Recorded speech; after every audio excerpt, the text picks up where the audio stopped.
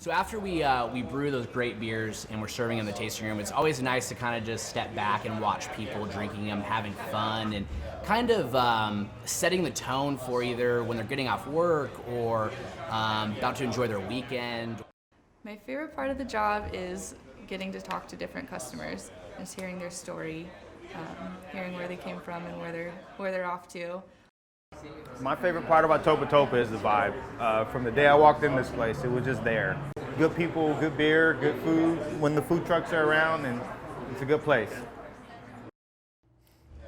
I think everyone involved in our company here has a great passion for craft beer and for this community spirit. That's really what my biggest thing was. I really wanted to start something that we could create a community environment around, and beer is it's the greatest beverage in the world.